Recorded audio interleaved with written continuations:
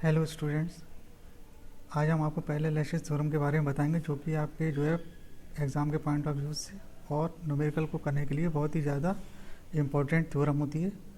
पहले lashes theorem हमारी क्या है कि अगर हमें कोई भी एक लैमिना है, ठीक है, इसका एरिया है कैपिटल ए और हमें किसी एक्सिस ए बी के अबाउट इस एरिया का मोमेंट ऑफ इनर्शिया निकालना है, तो उसके लिए हम पैरेलल एक्सिस थ्योरम का यूज़ करके इस एक्सिस के अबाउट इस एरिया का मोमेंट ऑफ इनर्शिया कैलकुलेट कर सकते हैं।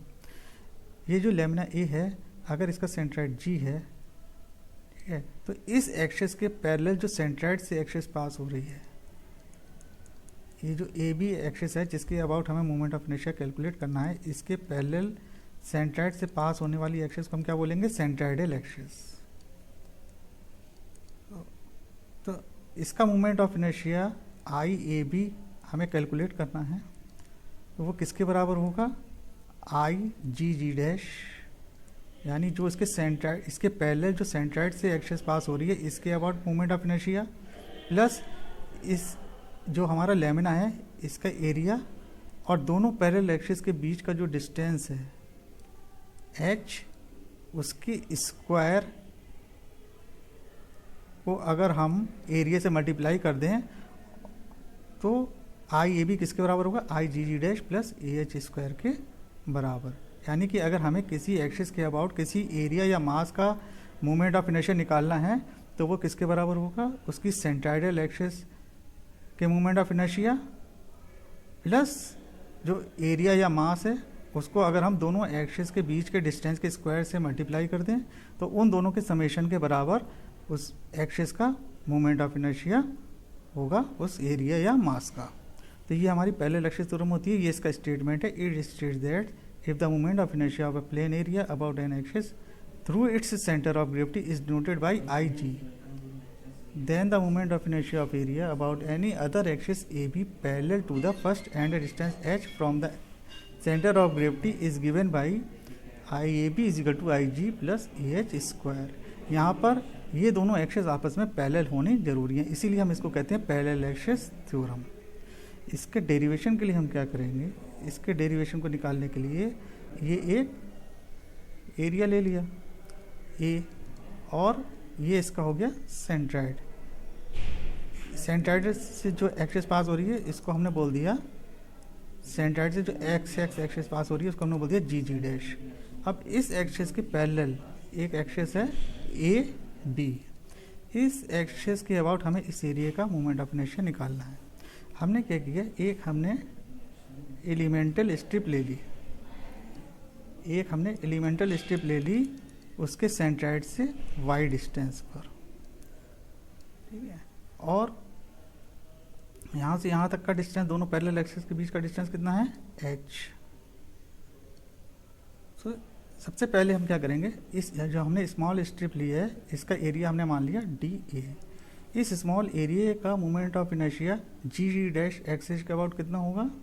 आई G G dash is equal to होगा हमारा D A into Y square.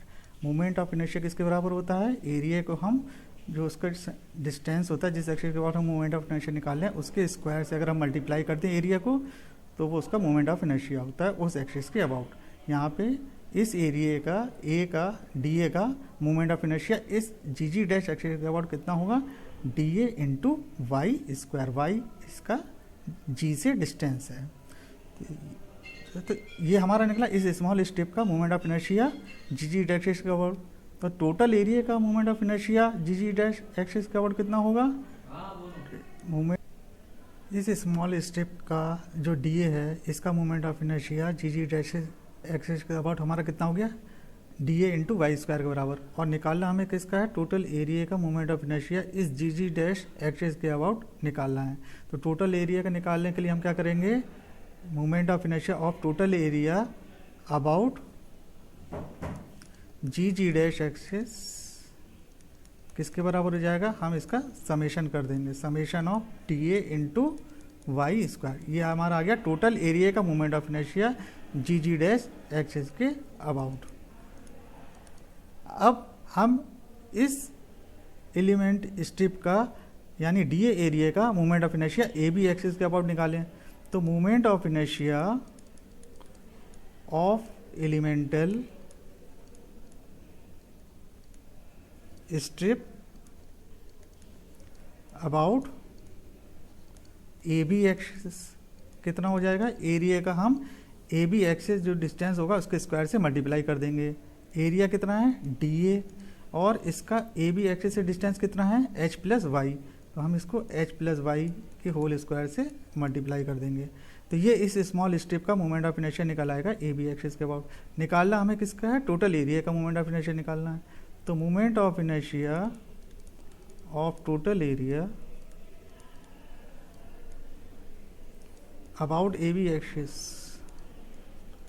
कितना हो गया हमारा, summation of D A into H plus Y का होल स्क्वायर।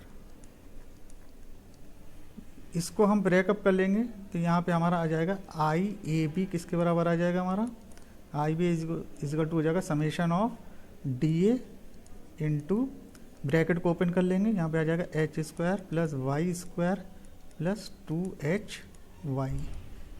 इसको हम अगर अलग अलग लिख लें तो ये हो जाएगा D A into H square plus summation of D A into Y square plus 2h summation of D A into Y. H हमारा कांस्टेंट है, इसको हमने बाहर निकाल लिया। समेशन ऑफ डी ए का मतलब क्या हुआ, total area. Summation of D ए मतलब क्या है, इस जो डी ए है ऐसे हम स्मॉल स्ट्रिप को जोड़ते चले जाएंगे तो ये टोटल एरिया बन जाएगा। तो समेशन ऑफ डी ए का मतलब क्या हो गया, टोटल एरिया कैपिटल ए के बराबर होगा, जो कि इस पूरे लैमिना का जो एरिया है उसके बराबर होगा। तो यहाँ पर समेशन ऑफ डी ए को हम क्या लिख सकते हैं, ए एच स्क्वायर। यहाँ पर summation of D A into Y square क्या होता है, summation of D A into Y square हमारा किसके बराबर है, आई जी जी डैश के बराबर। इसको हम लिखेंगे प्लस आई जी जी डैश, और इसकी वैल्यू किसके बराबर होगी, इसकी वैल्यू हमारी होगी 0 के बराबर, क्योंकि ये इस पूरे एरिया का moment summation of D A into Y.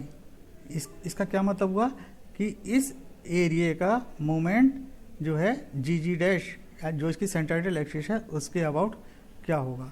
तो ये हमारा 0 के बराबर होता है। किसी भी एरिया की सेंट्राइडल एक्सिस के अबाउट उसका मूवमेंट जो है, ये मूवमेंट है, मूवमेंट ऑफ इनर्शिया नहीं है।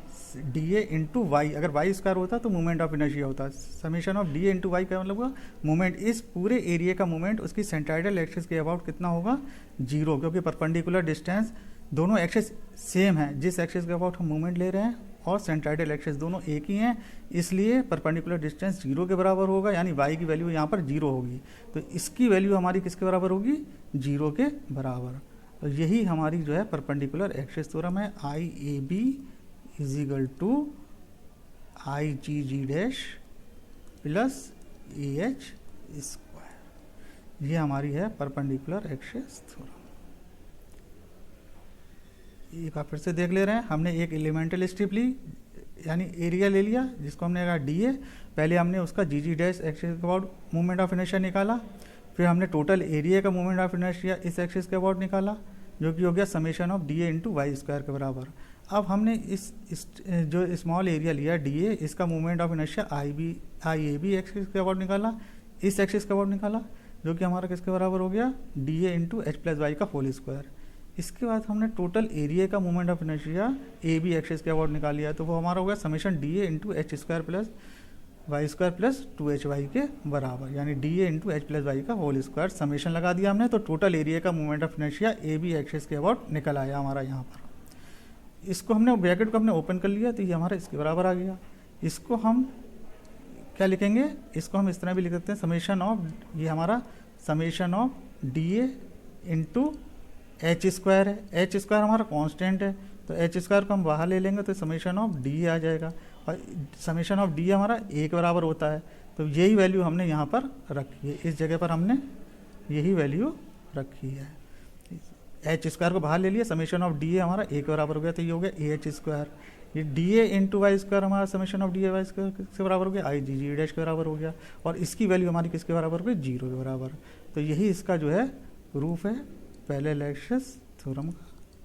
ओके, उम्मीद है आप लोगों को अच्छी तरह समझ में आ गया होगा। नेक्स्ट में हम जो है फिर इसकी प्रॉब्लम्स को सॉल्व करेंगे। Okay, thank you.